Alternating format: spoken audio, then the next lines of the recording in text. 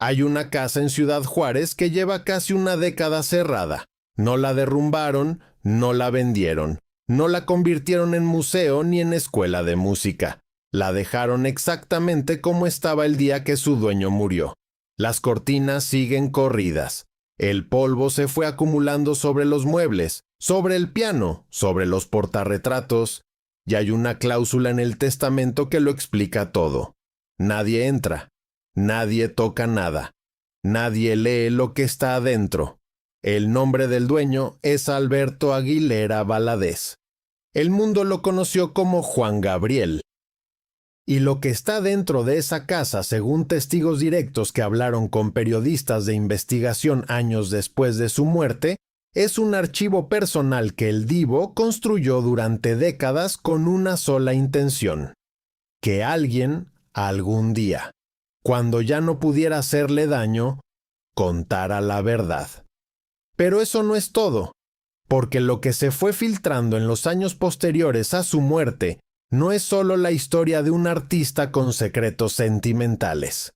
Es la historia de un hombre que creció en la miseria absoluta, que fue explotado desde chamaco, que construyó un imperio sobre sus propias ruinas y que llegó a saber cosas que en este país se pagan con el silencio o con algo peor: cartas, fotografías, un diario personal. Nombres que no deberían aparecer juntos en ningún documento. Fechas que no cuadran con la versión oficial de nada. Si llegaste hasta aquí es porque sabes que Juan Gabriel no era solo un hombre que cantaba sobre el amor. Era un sobreviviente. Era alguien que conocía el precio de todo porque lo había pagado todo desde que tenía uso de razón. Y si crees que su historia merece ser contada sin maquillaje, sin la versión edulcorada de los homenajes y los especiales de televisión, suscríbete, porque este canal no le tiene miedo a los archivos. Hoy vamos a ver 4 cosas que casi nadie juntó en el mismo relato. Primero, la infancia que lo formó y que explica todo lo que vino después. Una historia de abandono y de supervivencia que el propio Juan Gabriel narró de formas distintas según a quien le hablara, y que tiene versiones que nunca llegaron a los medios masivos. Segundo, lo que pasó dentro de la industria discográfica, los contratos que firmó siendo prácticamente un menor, el dinero que nunca llegó a sus manos, y los hombres que se enriquecieron a su costa con una impunidad que en México tiene nombre y apellido. Tercero, la red de relaciones que construyó con personas del poder político y del dinero sucio, relaciones que él mismo documentó y que explican por qué ciertos temas de su vida nunca aparecieron en la prensa grande. Y cuarto, lo que se encontró en esa casa de Ciudad Juárez. O lo que según quienes estuvieron cerca debería encontrarse si algún día se abriera la puerta. Atento a cada bloque, porque en este video hay nombres que van a reaparecer de formas que no te imaginas. Alberto Aguilera Valadez nació el 7 de enero de 1950 en Parácuaro, Michoacán. O eso dice la versión más citada. El propio Juan Gabriel dio fechas distintas en distintas entrevistas a lo largo de su vida, lo cual no es una curiosidad menor. Un hombre que no sabe con certeza cuándo nació es un hombre al que nadie le registró el inicio, y eso dice mucho del ambiente en el que llegó al mundo. Su madre, Victoria Valadez Rojas, era una mujer de origen campesino que tuvo 10 hijos. Su padre, Gabriel Aguilera, fue una figura que apareció y desapareció de la vida familiar con la irregularidad que tenían muchos hombres de esa generación y esa clase. Alberto fue el menor. En algunas entrevistas dijo que ni conoció bien a su padre. En otras dio a entender que hubo violencia. Lo que sí quedó documentado en sus propios testimonios es que a los 4 años, su madre se vio sin la posibilidad económica de mantenerlo y lo entregó al internado de la señora Evelia Pérez de Mota, en Ciudad Juárez. Para un chamaco de 4 años, ser entregado no es una abstracción, Es el momento en que alguien cierra la puerta y vos quedas del otro lado. Juan Gabriel habló de ese momento en varias entrevistas, con una serenidad que a veces resultaba más inquietante que el llanto. Decía que lo entendía, que su madre no tenía para comer, que no había otra opción. Pero también dijo, en al menos una conversación grabada con un periodista de Televisa a mediados de los 90, que ese abandono fue el primer golpe que lo formó como artista. No como trauma superado, sino como combustible que nunca se apagó. El internado estaba en la calle Mariscal, en el centro de Ciudad Juárez, una zona que en esos años ya tenía la reputación que después se haría mundial. Frontera porosa, comercio de todo tipo, vida nocturna dura. La señora Evelia no era una maltratadora en el sentido brutal de la palabra, según lo que Juan Gabriel describió con los años, pero tampoco era un hogar. Era un espacio donde los niños sobrevivían. Aprendían a no pedir demasiado. Aprendían a ganarse un lugar siendo útiles. Y Alberto fue útil desde muy temprano. Cantaba con una naturalidad que los adultos notaban y que él mismo empezó a entender como moneda de cambio. Si cantaba bien, si hacía reír, si entretenía, había más posibilidades de que lo dejaran quedarse, de que le dieran de comer, de que no lo mandaran a otro lugar. El talento como escudo. Eso no lo dice ningún libro de texto sobre Juan Gabriel, pero está en el fondo de todas las historias que él mismo contó sobre sus primeros años. A los 14 años empezó a cantar en bares y cantinas de la zona, lugares que no eran para menores, que no tenían ningún cuidado especial con los niños que entraban a ganarse unos pesos. Ahí aprendió el oficio en serio, a leer a un público que podía estar borracho o violento, a sostener una canción cuando el ambiente se ponía pesado, a ganarse el aplauso de gente que no te regalaba nada. Esa escuela brutal fue la misma que formó a muchos de los grandes intérpretes de la música popular latinoamericana, pero pocos la vivieron tan temprano y con tan poco respaldo como él. En algún punto de ese periodo, antes de cumplir 20 años, cayó preso. Fue acusado de un robo que, según su propio relato posterior, no cometió. Estuvo detenido en el tutelar para menores de Ciudad Juárez durante un tiempo que él mismo describió de maneras distintas, entre varios meses y más de un año según la entrevista. Lo que quedó claro en sus testimonios es que esa experiencia no lo quebró, sino que lo endureció de una manera específica. Aprendió que el sistema no estaba diseñado para proteger a los que venían de donde él venía. Aprendió que la justicia era un lujo y aprendió que la única salida real era hacerse tan grande que nadie pudiera tocarte. Cuando salió, tenía canciones escritas en papeles que había guardado durante la detención, composiciones propias. Ese detalle es fundamental. Juan Gabriel no era solo un intérprete, era un compositor desde que era un adolescente encerrado en una celda. Y eso cambia completamente la historia de lo que viene después, porque significa que cuando la industria discográfica lo encontró, no encontró a un chamaco con voz bonita.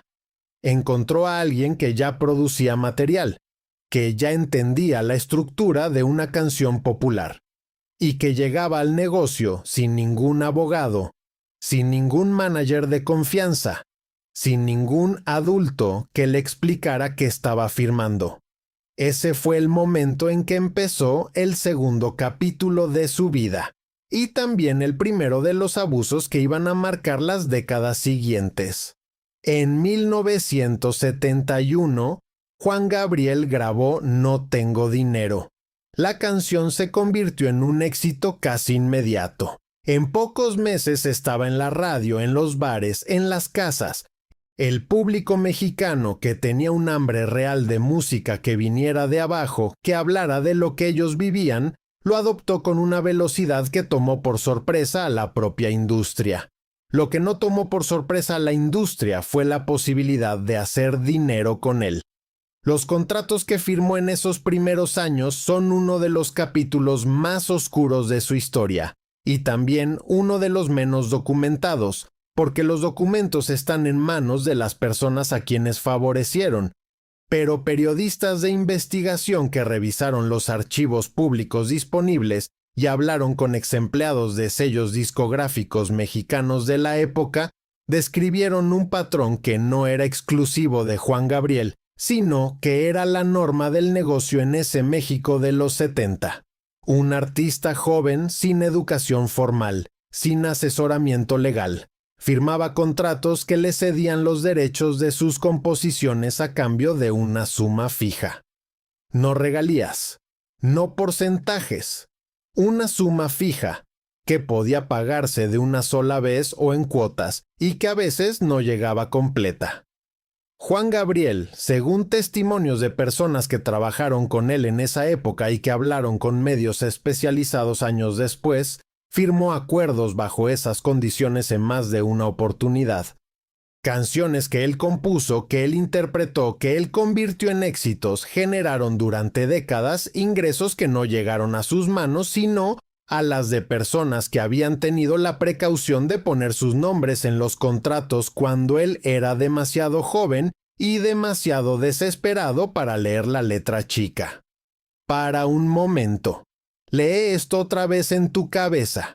Un hombre que compuso más de 1500 canciones a lo largo de su vida pasó años de su carrera sin recibir los ingresos completos que esas composiciones generaban.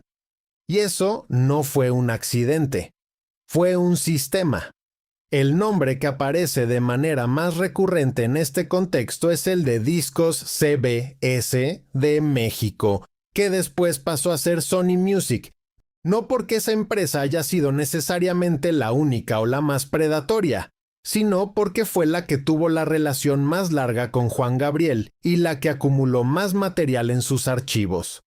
La relación entre el artista y el sello tuvo momentos de tensión pública, momentos en que él mismo insinuó en entrevistas que había deudas pendientes, que había acuerdos que no se habían cumplido, que había dinero que nunca había llegado. Nunca llegó a un litigio público en vida. Nunca se resolvió de manera transparente.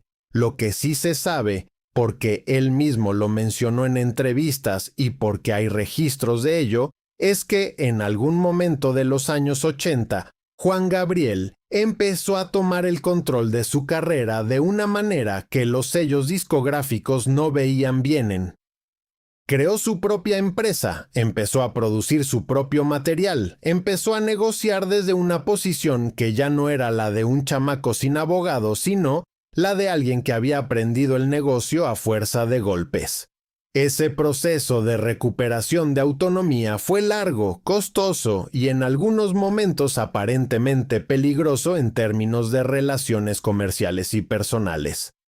Pero había otra dimensión de esas relaciones que era más complicada que los contratos discográficos, porque Juan Gabriel no solo se relacionaba con empresarios de la música, se relacionaba con el poder político. Y eso, en el México de los 70, los 80 y los 90, no era una cosa menor. Atento a este nombre porque reaparece más adelante. Hay testimonios, nunca verificados judicialmente, pero sí recurrentes en fuentes periodísticas de investigación, de que Juan Gabriel tuvo contacto con funcionarios de alto nivel del PRI durante décadas.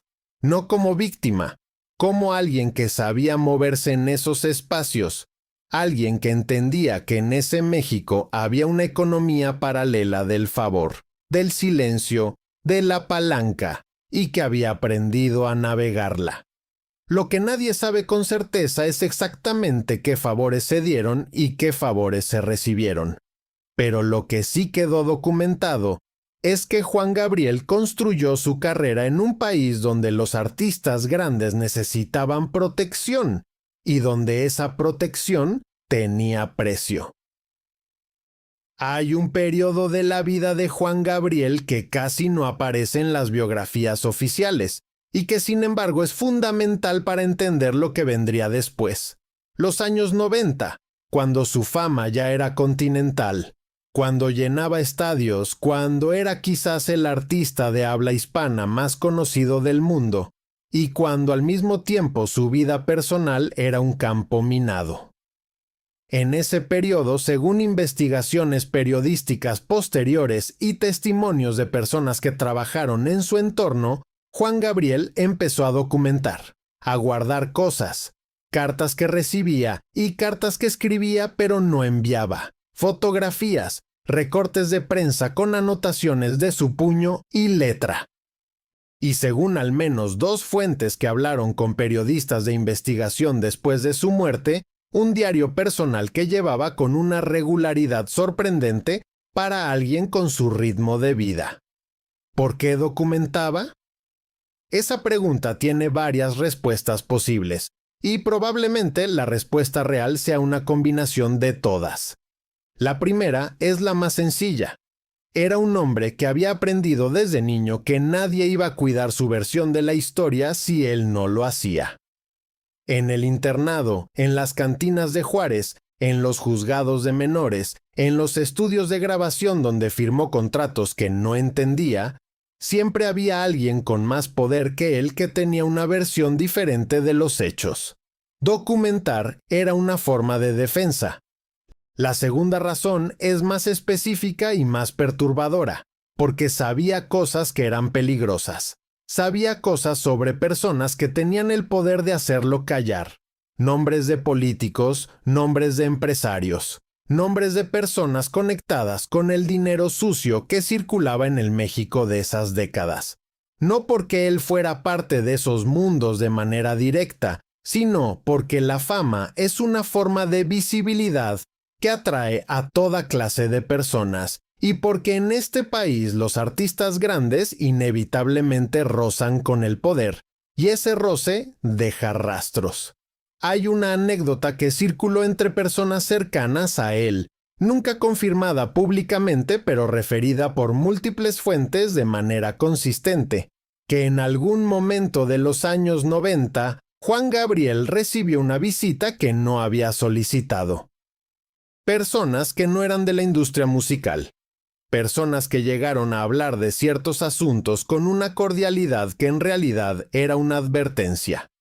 Y que después de esa visita, Juan Gabriel cambió algunos de sus hábitos.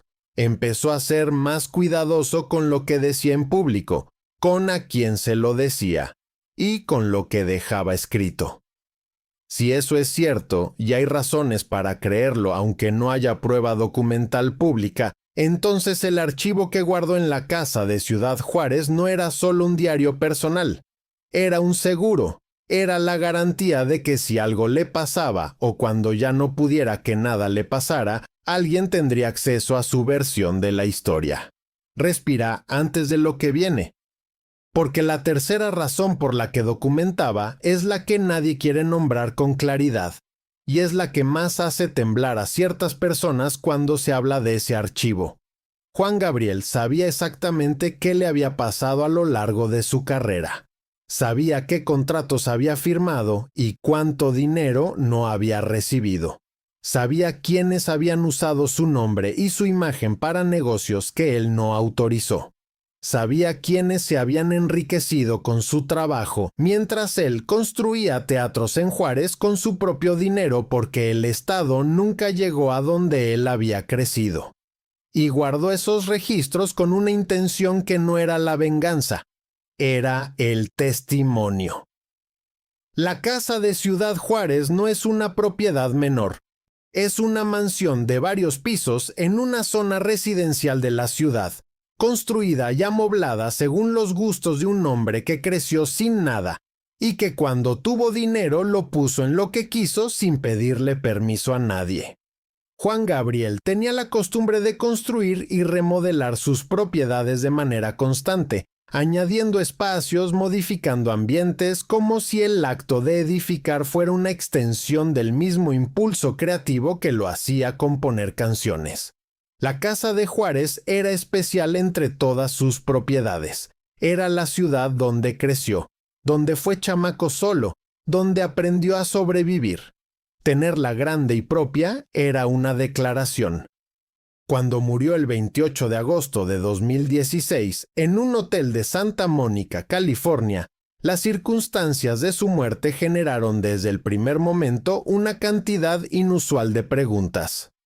La versión oficial fue un infarto. Sus médicos confirmaron problemas cardíacos previos, medicación, un cuadro de salud que hacía plausible esa causa.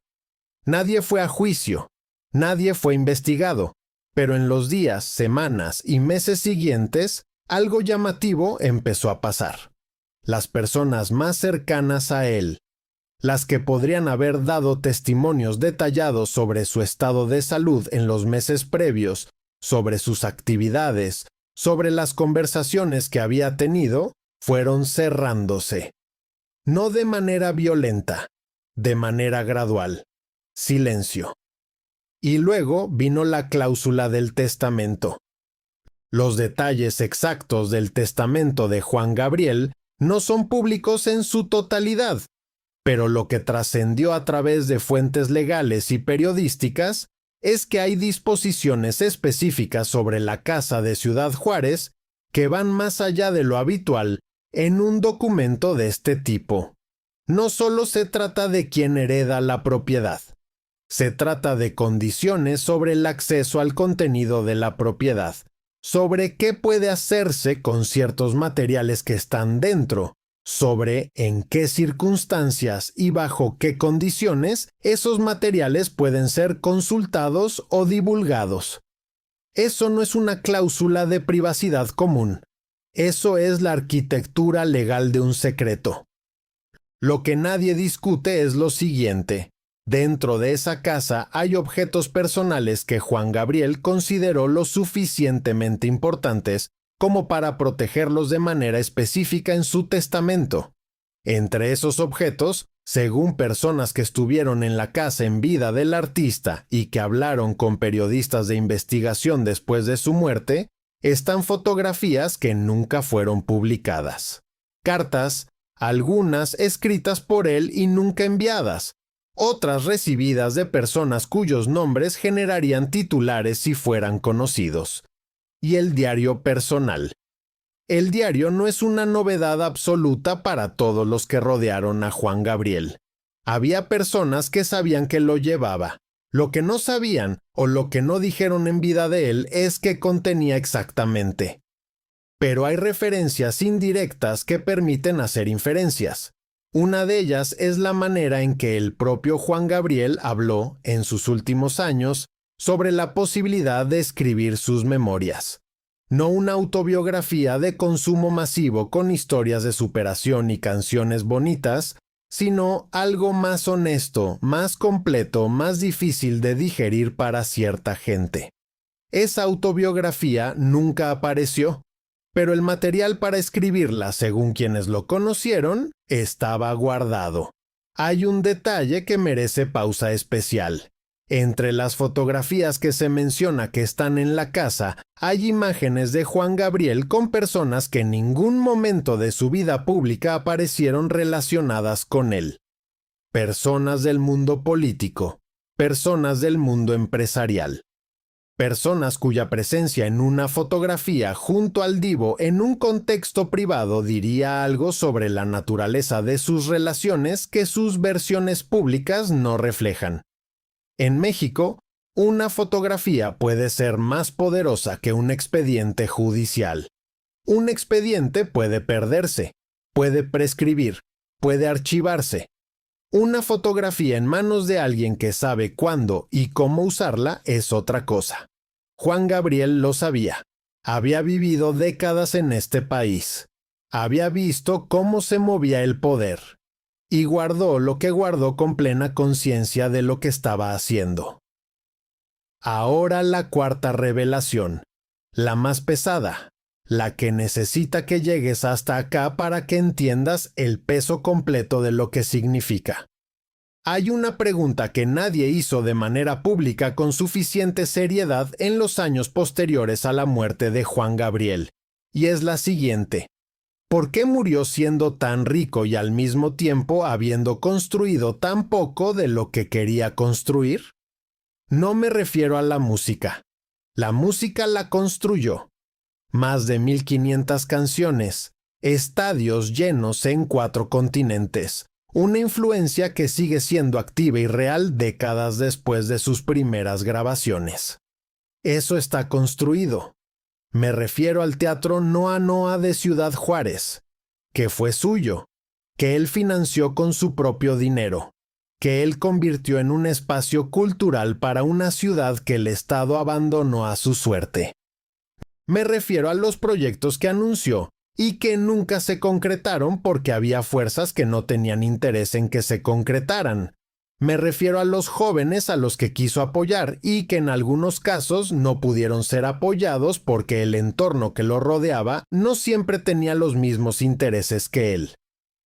Hay testimonios de personas que trabajaron con Juan Gabriel en sus últimos años que describen a un hombre que estaba, en cierto sentido, cansado de pelear, no de crear. Nunca dejó de crear, pero sí cansado de la batalla constante con los que querían controlarlo, con los que querían tomar decisiones por él, con los que tenían intereses económicos en mantener la maquinaria funcionando de cierta manera, aunque eso no lo beneficiara a él. Y hay algo más que esas fuentes mencionaron de manera cuidadosa, de manera que sugería que estaban midiendo lo que podían decir. Que en los meses previos a su muerte, Juan Gabriel había tenido conversaciones sobre los archivos. Sobre qué hacer con los archivos, sobre si había llegado el momento de empezar a abrirlos, de compartir algunas cosas, de contar algunas versiones de la historia que hasta entonces solo él conocía en su totalidad. No llegó a ese momento, o no llegó de la manera que planeaba. Lo que hay en la casa de Ciudad Juárez sigue cerrado. Los herederos, siguiendo la cláusula del testamento, no permitieron acceso.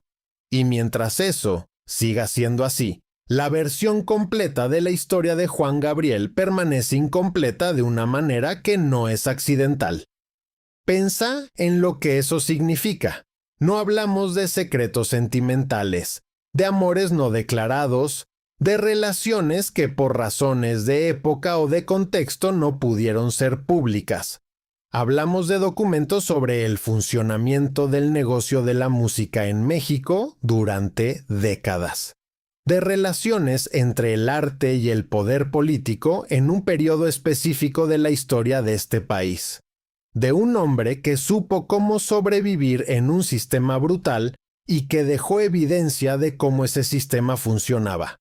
Eso tiene valor histórico, tiene valor periodístico, tiene valor para cualquiera que quiera entender cómo opera realmente este país cuando nadie está mirando con suficiente atención y está cerrado en una casa en Juárez. ¿Qué dice todo esto sobre México? Dice lo que ya sabemos, pero que necesitamos que alguien diga en voz alta cada cierto tiempo. Que en este país la historia oficial es siempre incompleta, que los archivos de las personas que incomodan al poder tienden a desaparecer, a cerrarse, a quedar en manos de quienes tienen interés en que no sean leídos, que los artistas que vienen de abajo, que construyen sus carreras sin la red de seguridad que da el dinero o el apellido, pagan un precio específico que los artistas que vienen de las clases privilegiadas no pagan. El precio de no tener a nadie que los proteja cuando el sistema decide que es momento de tomar lo que construyeron. Juan Gabriel fue en ese sentido un caso excepcional, no porque el sistema no intentara hacerle lo mismo, sino porque fue suficientemente inteligente, suficientemente duro, y suficientemente consciente de lo que le estaba pasando como para documentarlo, para guardarlo, para asegurarse de que, aunque él no pudiera contarlo, la evidencia existiera. El problema es que la evidencia en manos de herederos que tienen sus propios intereses, sus propias relaciones con el poder, sus propias razones para mantener ciertas puertas cerradas, no es lo mismo que la evidencia en manos del público. No es lo mismo que la historia completa. Hay una versión de Juan Gabriel que nos vendieron durante décadas. el chico pobre que triunfó, la voz que cruzó fronteras, el símbolo de que en México el talento puede más que el origen. Y esa versión es verdadera, pero es la mitad de la verdad. La otra mitad es la historia de un hombre que pagó caro cada centímetro de ese triunfo, que fue explotado cuando era vulnerable, que navegó aguas muy sucias para sobrevivir, y que en algún punto decidió que si no podía contar todo en vida, al menos iba a asegurarse de que el material para contarlo existiera cuando él ya no estuviera. El problema es que cuando él ya no estuviera, llegó demasiado rápido. O llegó en el momento preciso para las personas que no querían que esos archivos se abrieran. No estoy diciendo que lo mataron. Estoy diciendo que su muerte fue conveniente para más de una persona. Y que en este país eso no es una categoría menor. La semana que viene vamos a hablar de otro caso que tiene esa misma estructura. Alguien que supo demasiado, que documentó demasiado y que murió antes de que esa documentación pudiera ser usada de la manera que él planeaba. Es una historia que involucra medios de comunicación, dinero público y un apellido que vas a reconocer. Seguí el canal para no perdértela. Y ahora, la pregunta que te dejo para los comentarios. ¿Crees que esa casa en Ciudad Juárez va a abrirse alguna vez? ¿O en México siempre termina ganando el que tiene más interés en que las puertas permanezcan cerradas? Contame abajo. Leo todo.